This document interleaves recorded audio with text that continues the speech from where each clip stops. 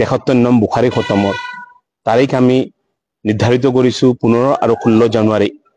মাননীয় জয়নগৰ মাদ্ৰাছাৰ শুভাকাংক্ষী ৰাইজ, অহা কালিৰ পৰা আমাৰ মাদ্ৰাছাৰ দুদিনীয়া প্ৰগ্ৰামৰে এটা সভা অনুষ্ঠিত কৰা হৈ আছে।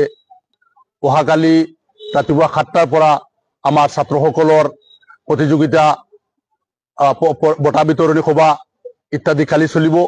মাগৰিবৰ পিছত আমাৰ গ্ৰন্থ উন্মোচন আৰু পয়ামে দাৰুল হদিছৰ উন্মোচন হ'ব, য'ত অসমৰ বিশেষ বিশেষ আলহীসকল থাকিব।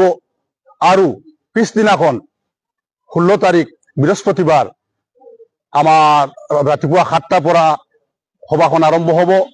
জোহৰৰ পিছৰ পৰা 1টা বজাৰ পৰা 4টা বজালৈকে বুখাৰী খতম থাকিব। আৰু এই বছৰ হৈছে আমাৰ 73তম খতমে বুখাৰী শ্বৰীফ কৰা হ'ব। আৰু সেই উপলক্ষে আমাৰ বছৰীয়া জলসাও আছে। গতিকে এই জলসাত আপোনালোকক সকলোকে আমি দাৱত জনালো, নিমন্ত্ৰণ জনালো, আপোনালোক মাদ্ৰাছালৈ আহিব। আৰু এই সভাত আমাৰ ভাৰতৰ বিশেষ আগশাৰী এখন মাদ্ৰাছা, যিখনৰ নাম হৈছে জামিয়া ইছলামিয়া এছাতুল উলুমা কলকুৱা, মহাৰাষ্ট্ৰ, তাৰ শেখুল হাদিছ জনাব হজৰত মৌলানা ৰিজৱান উদ্দিন মোহাম্মদ নুমান সাহেব তশৰিফ আনিব।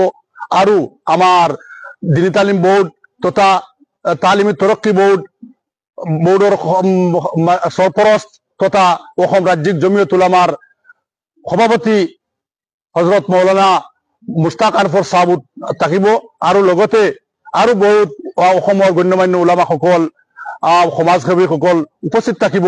গতিকে আপোনালোকক সেই সভাত উপস্থিত থাকিবলৈ আমাৰ কমিটিৰ তৰফৰ পৰা, মাদ্ৰাছাৰ তৰফৰ পৰা, আমাৰ শিক্ষকসকলৰ তৰফৰ পৰা, আমাৰ মাদ্ৰাছাৰ ছাত্ৰসকলৰ তৰফৰ পৰা আপোনালোকক নিমন্ত্ৰণ জনালো। আশা কৰিছো অন্যান্য বছৰৰ দৰে এই বছৰো আপোনালোক আহি আমাৰ সভাখন সাফল্যমণ্ডিত কৰি তুলিব।